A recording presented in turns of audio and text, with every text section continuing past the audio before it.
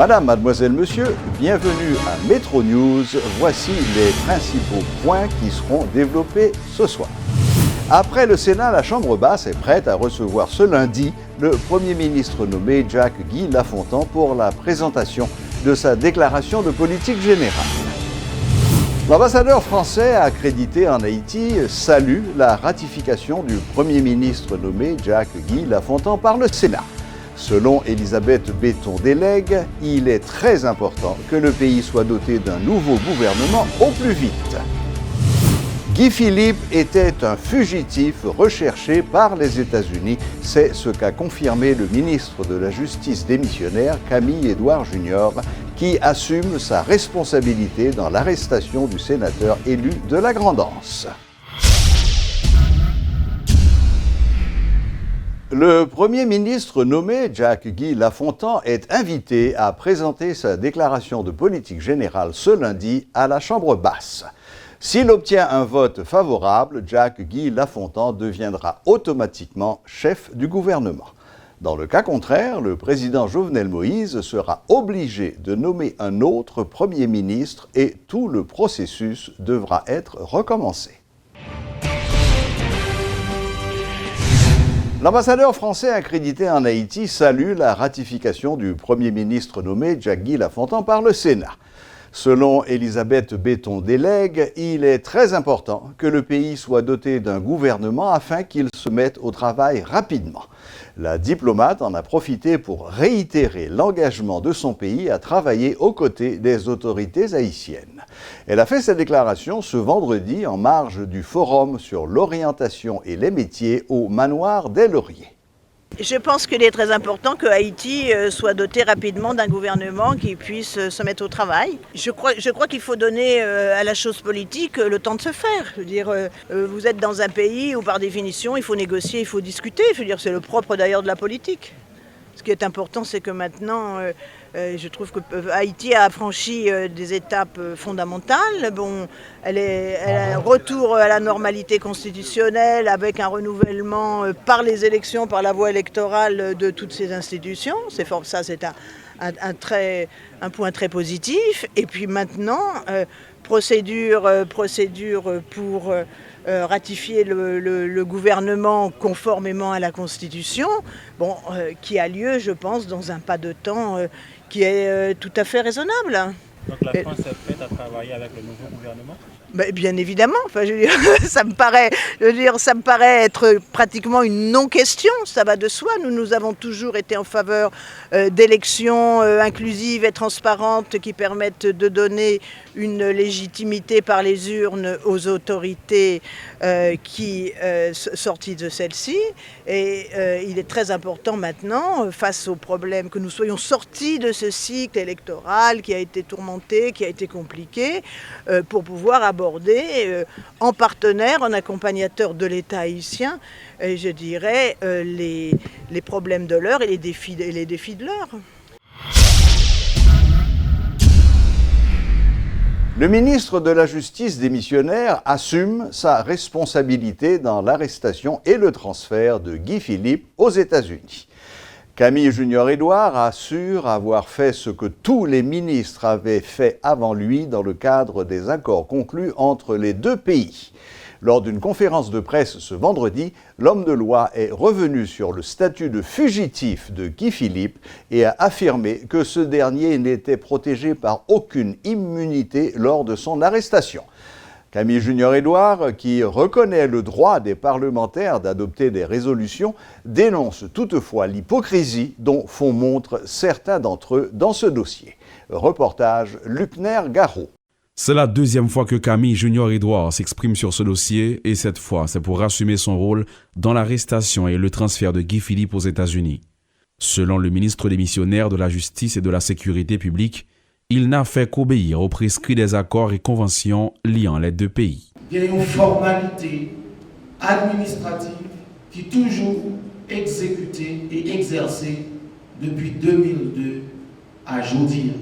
Une fois que vous prenez Mounsa plusieurs mandats contre lui, la justice américaine, à travers l'ambassade des États-Unis, de réclamer l'application stricte qu'il y ait le transfert de tous ceux qui sont concernés par le trafic de drogue. L'arrestation le 5 janvier à Pétionville et le transfert de Guy Philippe aux États-Unis ont soulevé la colère de nombreux citoyens. Aujourd'hui, Camille Junior-Edouard dit avoir l'esprit tranquille. Le sénateur élu n'est pas le premier à être embarqué dans les mêmes conditions et ne sera certainement pas le dernier, martèle le ministre, qui questionne la société. Qu'est-ce que je devais faire? Je devais mettre en péril la police haïtienne? Qu'est-ce que je devais faire? Je devais anéantir la coopération?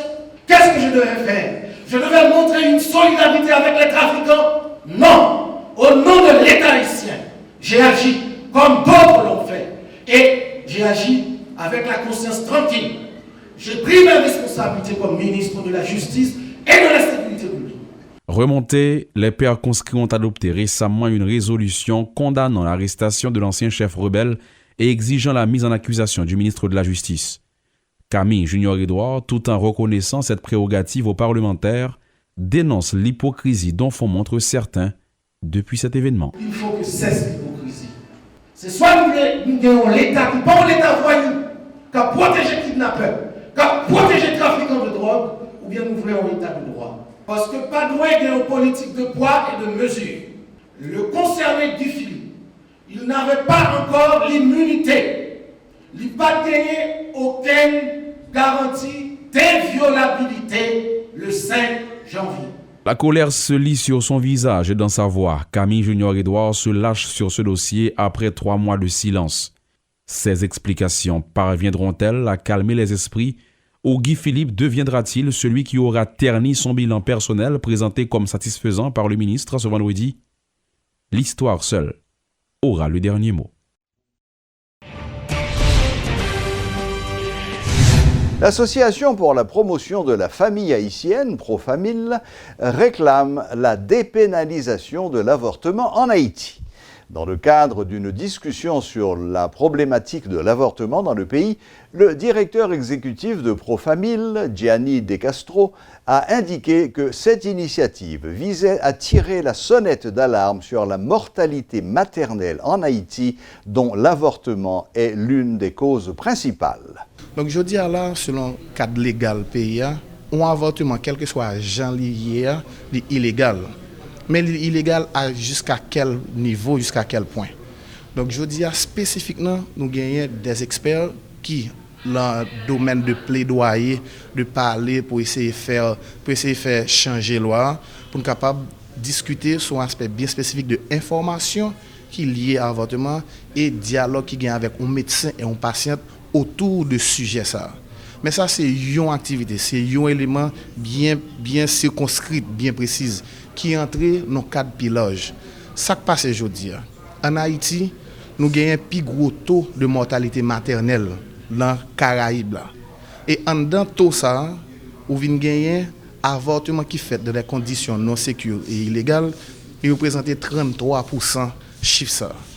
Donc, tacler conditions illégalité et clandestinité avortement permettent à un certain niveau puis accessible d'ailleurs par rapport à certaines causes puis qui a réduit sensiblement gros chiffre ça qui dit que il y a trop femmes aujourd'hui qui perdent la vie pendant y a bail la vie parce que yo pas veut kembe grossesse là. Donc on y est entré dans paquet l'autre dynamique. Est-ce que fille a gain droit ou pas? Est-ce que société a accepté ou pas? Est-ce que service est disponible ou pas? Est-ce que fille a gain information ou pas? Est-ce que fille a connaît qui doit ou pas? Et qui limite doit fille en Haïti? Tenu ce vendredi d'un forum de l'orientation et des métiers au Manoir des Lauriers. Une initiative de l'ambassade de France en Haïti de concert avec l'association des parents d'élèves du lycée Alexandre Dumas.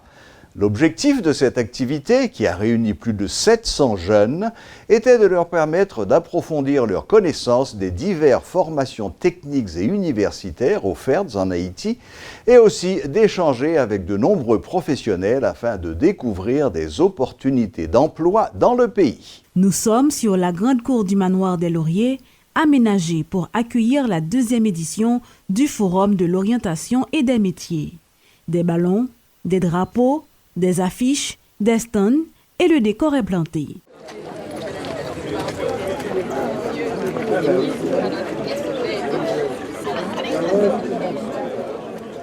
Dans la foulée, des personnalités, des lycéens et des étudiants défilent en visitant l'espace sous les yeux attentifs et alertes des journalistes. Nouvelle fois de bien vouloir regagner l'attente qui leur a été affectée. Vous avez le pas. Ce forum sur l'orientation et des métiers se veut donc un espace d'échange entre des professionnels en activité et des élèves en classe de réto et en terminale. Alors vous allez me dire, mais vous devriez faire ça après la fac, je dirais à l'issue de la faculté. Non, bien sûr que non. Il faut que les jeunes, dès leurs dernières années scolaires, puissent avoir un panorama des possibilités, je veux dire dans un monde qui change, pour pouvoir ensuite mieux préciser leur orientation. Enfin, c'est un cheminement assez classique. Pour ce cheminement classique, 11 thèmes sont proposés. Parmi eux, les affaires publiques, le commerce, les technologies de l'information, entre autres.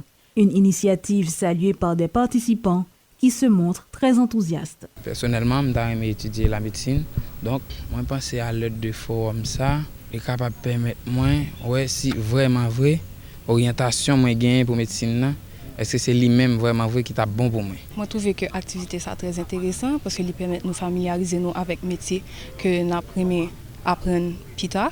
Et nous cap intervenir, nous conseils pour nous connaître qui gens pour nous choisir le métier nous voulons et qui définit bien pour nous élever.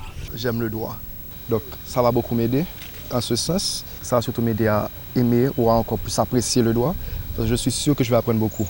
Une cinquantaine d'intervenants ont consacré leur temps à répondre aux questions des élèves sur leur orientation professionnelle. Notons que ce forum fait suite à la visite en 2015 du président français François Hollande qui avait décidé de recentrer sa coopération sur l'éducation.